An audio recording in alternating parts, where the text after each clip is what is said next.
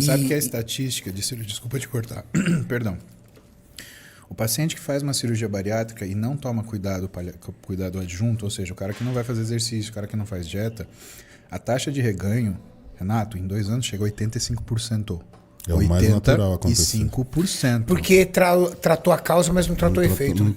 Exato. Se você perguntar para cirurgião bariátrico, ele fala, o lugar que a gente opera é errado. A gente opera estômago, a gente tinha que operar o cérebro. Exato. Mas a verdade... E assim, se você vê isso, tem blogs de pacientes bariátricos que eles ensinam o cara a engordar de novo. Que? É isso aí.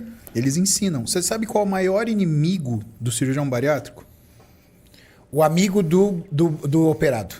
Na verdade, não. Vamos falar o alimento, para limitar. Qual que é o alimento que é o maior inimigo do cirurgião bariátrico? Refrigerante, Coca Zero. Não.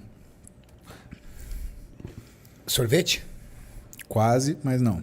Esse é um alimento bem popular porque ele dá Chocolate? menos... É chocolate, mas é um chocolate específico. Por quê? Nutella? Se eu contar, não é a Nutella, mas se eu contar aí fica fácil. Tem relação com o tamanho do chocolate. Bis. Não, menor. Brigadeiro. M&M? Exatamente. Caraca, velho. O MM? Um saco de 300 gramas de M&M, cara, tem milhares de calorias. Tem. Fora o corante, que é altamente tóxico. E essa quantidade de caloria, ela faz com... E o sujeito, ele consegue, porque é pequenininho, ele consegue mastigar, engolir, e ele vai comendo devagar e aquilo vai descendo. Então ele consome a mesma coisa de caloria, só que com o estômago menor. É que assim, os tipos de cirurgia bariátrica que você tem algumas. Você tem as cirurgias de bypass, né? Escopinaro, capela. Você tem a cirurgia de redução do estômago, que é o sleeve, né? Ou gastrectomia vertical. Você tem a banda, que é como se fosse uma cirurgia de sleeve, né? Mas algumas cirurgias... Hoje, por exemplo, o sleeve, que era uma cirurgia que o pessoal fazia muito, porque era fácil. Você só cortava o fundo do gástrico e beleza, né? Eles viram que tem muita recidiva. Então, eles voltaram para o bypass. O bypass, ele tem uma coisa interessante, porque o que ele faz? Ele tira o estômago do lugar que ele tá normalmente inserido, né? E aí ele faz como se fosse uma passagem rápida direto para o intestino. E o local que ele... Vamos tentar simplificar isso. Ele gruda essa saída do estômago. Uma ligação direta. Isso, né? É um local que ele vai absorver menos ou mais. Então, por exemplo, você tem, sei lá, 30 centímetros de jejum. Quando o cara ele vai mais para frente, ele pula uma boa parte do jejum, o paciente absorve menos nutriente. Então, se é uma cirurgia que vai muito, o cara ele perde muito peso, o cirurgião consegue ir lá, reverter e voltar um pouquinho, ligar um pouquinho antes, né? Para que isso não tenha esse efeito. A gente chama essa cirurgia de cirurgia em Y de Roux, tá? E qual a grande questão? O problema ainda reside em como o paciente ele lida do ponto de vista nutricional com a cirurgia. Claro. E se o cara, né, ele, por exemplo... e o que é o grande problema do bariátrico, né? É o que a gente chama de síndrome de dumping. O que segura ele comer? Se ele comer uma coisa muito osmolar, e aí a gente está falando do dumping precoce, tá? Você dá aula disso, né? Mas Traduz para mim. Vou te contar para você que é uma coisa menos comum. Se bem que você também fez nutrição, né, Júlio? Então tá pau a pau. Vamos contar para a galera, né? Existem 2 tipos de dumping.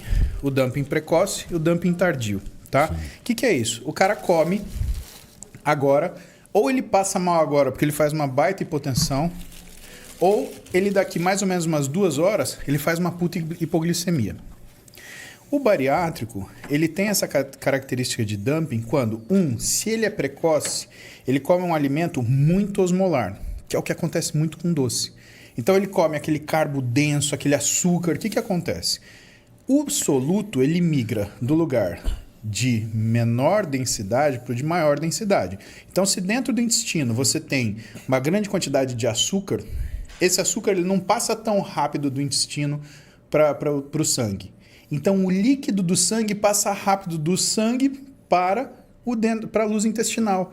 Então, o que acontece? O cara ele enche o intestino dele de líquido, a pressão dele cai e ele faz um dumping. Ele faz como se fosse chama dumping porque é queda, né? Ele faz uma baita hipotensão, por quê?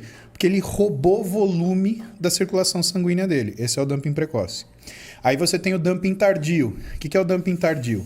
O cara ele come um alimento açucarado e aí ele tem um pico de insulina. Só que essa insulina ela não cai. e o alimento acabou. Por quê? Porque ele tem um volume restrito de alimento disponível. E quando o alimento acaba e a insulina está alta, o que acontece? Ele faz uma hipoglicemia severa. E essas coisas têm muita relação com o jeito que o paciente se apresenta. E para o médico é muito difícil, porque o cara que é um bariátrico, ele não vem com um adesivo, olha, sou um bariátrico, alternativa A, B ou C. Vem um paciente desacordado para você tratar, e aí, o que você faz?